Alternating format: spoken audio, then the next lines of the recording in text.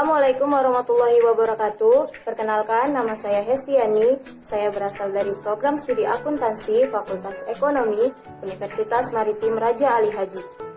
Adapun tujuan dari pembuatan video kali ini yaitu untuk memenuhi tugas UAS mata kuliah akuntansi sektor publik yang diberikan oleh Ibu Hadi Lydia Rikayana SMSI selaku dosen pengampu mata kuliah akuntansi sektor publik.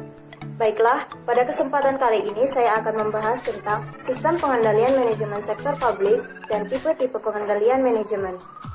Baiklah, sebelum kita membahas materi kita kali ini, adapun tujuan dari pembelajaran kita kali ini yaitu yang pertama, untuk mengetahui definisi sistem pengendalian manajemen sektor publik, dan yang kedua, untuk mengetahui fungsi pengendalian manajemen, dan yang ketiga, untuk mengetahui aktivitas-aktivitas pengendalian manajemen, dan yang keempat, untuk mengetahui tipe-tipe pengendalian manajemen.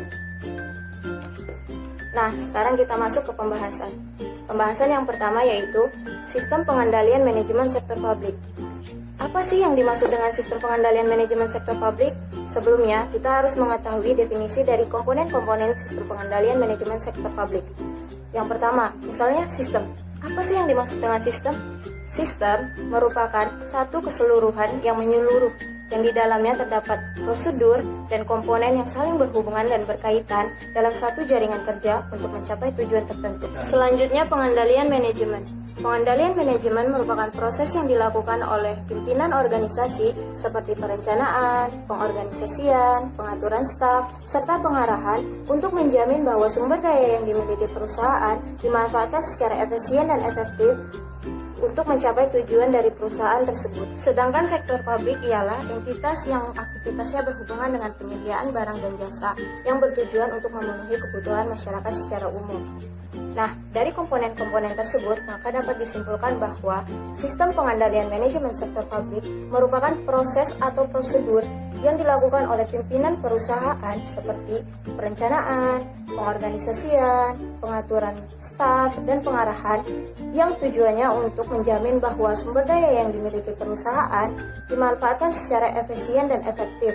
Nah, selanjutnya kita masuk ke pembahasan mengenai fungsi sistem pengendalian manajemen sektor publik. Sistem pengendalian manajemen sektor publik dapat menjadi jembatan dalam mewujudkan goals congruence, yang mana artinya yaitu keselarasan antara tujuan organisasi dan tujuan personal. Goals congruence dapat dipengaruhi oleh pengendalian formal dan pengendalian informal. Fungsi pengendalian manajemen meliputi beberapa aktivitas berikut ini. Yang pertama, perencanaan. Yang kedua, koordinasi. Yang ketiga, komunikasi informasi. Yang keempat, pengambilan keputusan. Yang kelima, memotivasi orang-orang di dalam organisasi. Yang keenam, pengendalian. Dan yang terakhir yaitu penilaian kinerja. Nah, mari kita bahas satu persatu aktivitas yang tadi. Yang pertama yaitu perencanaan. Perencanaan dalam hal ini yaitu merupakan proses dasar dari manajemen untuk menetapkan tujuan dan langkah-langkah yang harus dilakukan untuk mencapai tujuan dari organisasi. Perencanaan memberikan informasi untuk mengkoordinasi pekerjaan secara akurat dan efektif. Perencanaan yang baik harus berdasarkan sasaran, bersifat sederhana, memiliki standar dan fleksibel, serta memakai sumber-sumber terdahulu. Yang kedua yaitu koordinasi. Koordinasi merupakan tali pengikat di dalam sebuah organisasi dan manajemen, yang mana menghubungkan tiap-tiap sumber daya manusia di dalam organisasi untuk mengarah ke tujuan bersama. Dengan kata lain, tanpa adanya koordinasi, tentu akan menimbulkan penyimpangan tujuan tiap-tiap individu yang ada di dalam organisasi. Yang ketiga yaitu komunikasi informasi. Komunikasi merupakan aktivitas yang paling penting demi keberlangsungan suatu organisasi. Suatu organisasi tidak akan berjalan dengan baik tanpa adanya komunikasi. Karena di dalam organisasi, tiap-tiap individu memiliki tugas dan fungsi yang berbeda. Untuk menghubungkan tugas-tugas tersebut, tentu diperlukannya komunikasi. Komunikasi yang baik akan menimbulkan kinerja yang baik demi mewujudkan cita-cita organisasi. Yang keempat yaitu pengambilan keputusan. Pengambilan keputusan merupakan hasil atau output dari pemilihan tindakan sebagai bentuk penyelesaian masalah-masalah dalam organisasi. Pengambilan keputusan di sebuah organisasi dilakukan sebagai pengendalian manajemen agar aktivitas-aktivitas yang dirasa kurang baik dapat diminimalisir atau bahkan ditiadakan. Selanjutnya yaitu mengambil keputusan untuk memulai atau membuat program-program baru yang akan dijalankan demi mencapai tujuan dari sebuah organisasi. Kelima, memotivasi orang-orang di dalam organisasi. Motivasi sangat diperlukan untuk meningkatkan semangat dan kualitas orang-orang di dalam organisasi dalam menjalankan tugasnya. Contoh dari pemberian motivasi yaitu pemberian penghargaan terhadap karyawan yang telah melakukan kerjanya dengan baik, supaya berdampak dengan positif agar mempercepat tercapainya tujuan bersama. Yang keenam, pengendalian. Pengendalian merupakan salah satu fungsi dalam manajemen suatu organisasi, yang mana artinya merupakan proses mengendalikan, mengawasi, serta mengevaluasi suatu kegiatan yang dilaksanakan oleh organisasi. Suatu pengendalian dikatakan sangat penting karena tanpa adanya pengawasan yang baik tentu akan menghasilkan tujuan yang kurang memuaskan, baik itu bagi organisasi maupun bagi karyawan. Dan yang terakhir yaitu penilaian kinerja. Penilaian kinerja merupakan evaluasi sistematis terhadap kinerja karyawan untuk memahami kemampuan karyawan tersebut, sehingga dapat merencanakan pengembangan karir lebih lanjut terhadap karyawan yang bersangkutan. Penilaian kinerja juga dilakukan untuk mengevaluasi apakah sumber daya yang dimanfaatkan sesuai dengan target yang ditentukan. Penilaian kinerja juga dilakukan sebagai pedoman untuk memaksimalkan proses aktivitas-aktivitas yang akan dijalankan oleh organisasi ke depannya. Sekarang kita masuk ke dalam pembahasan mengenai tipe-tipe pengendalian manajemen. Tipe-tipe pengendalian manajemen terdiri dari 3. Yang pertama, pengendalian preventif. Yang kedua, pengendalian operasional. Yang ketiga, pengendalian kinerja. Pengendalian preventif. Pengendalian preventif dalam tahap ini yaitu pengendalian manajemen terkait dengan perumusan strategi, perencanaan strategi yang dijabarkan dalam bentuk program-program. Berarti dapat kita simpulkan bahwa pengendalian dalam tahap ini yaitu untuk mengendalikan seluruh program-program atau rencana serta rumusan strategi yang akan dijalankan oleh suatu organisasi. Selanjutnya yaitu pengendalian operasional. Pengendalian operasional dalam tahap ini yaitu pengendalian manajemen terkait dengan pengawasan pelaksanaan program yang telah ditetapkan melalui alat berupa anggaran. Anggaran digunakan untuk menghubungkan perencanaan dan pengendalian. Nah, dalam pelaksanaan program yang akan dijalankan oleh perusahaan tentu menggunakan anggaran. Anggaran harus dikendalikan dengan baik agar tidak terjadi penyimpangan dan penyalahgunaan terhadap anggaran itu sendiri. Yang terakhir yaitu pengendalian kinerja.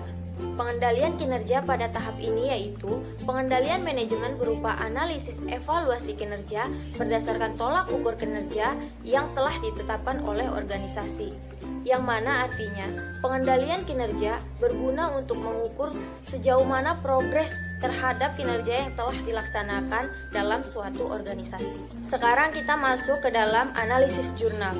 Jurnal yang saya angkat berjudul Sistem Pengendalian Manajemen Sektor Publik Terhadap Kerusakan Hutan Lindung Sungai Pulai, yang mana studi kasus pada jurnal ini dilakukan di Dinas Pertanian, Kehutanan, dan Peternakan Provinsi Kepulauan Riau. Jurnal ini disusun oleh Hazman, Jamhur Poti, dan Dian Primasapitri pada tahun 2016, yang menghasilkan jumlah halaman sebanyak 23 halaman.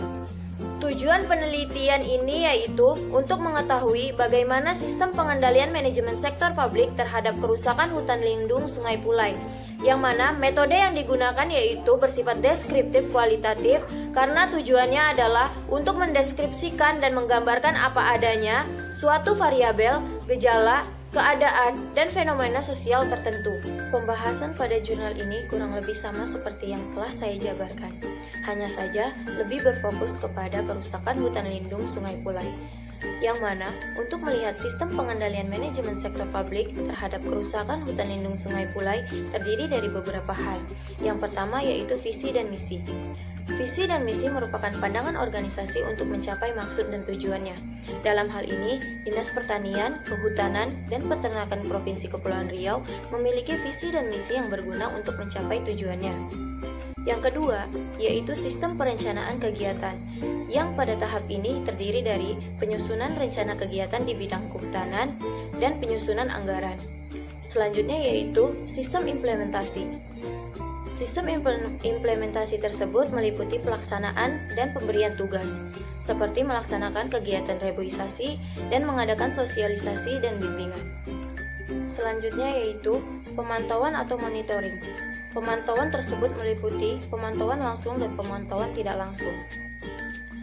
Hasil penelitian dari jurnal ini yaitu menjelaskan bahwa Sistem pengendalian manajemen sektor publik terhadap kerusakan hutan lindung Sungai Pulai belum terlaksana dengan baik karena adanya beberapa kendala atau penghambat yang menyebabkan sistem pengendalian manajemen sektor publik terhadap kerusakan hutan lindung Sungai Pulai belum terlaksana. Misalnya seperti kurangnya ketersediaan staf yang bekerja baik di lapangan maupun di kantor. Penyebab lainnya yaitu kekurangan sarana dan prasarana yang dibutuhkan dalam menjalankan dan memudahkan Dinas Pertanian, Kehutanan, dan Peternakan Provinsi Kepulauan Riau, khususnya di bidang kehutanan, dalam menjalankan tugas dan fungsinya. Kendala dan penghambat tersebut disebabkan karena kurangnya anggaran untuk menyediakan staf, sarana dan prasarana yang dibutuhkan, sehingga sistem pengendalian manajemen sektor publik terhadap kerusakan hutan lindung Sungai Pulai belum terlaksana dengan baik. Baiklah, itu saja pembahasan kita kali ini mengenai sistem pengendalian manajemen sektor publik dan tipe-tipe pengendalian manajemen sektor publik. Semoga video ini dapat bermanfaat bagi kita semua. Wassalamualaikum warahmatullahi wabarakatuh.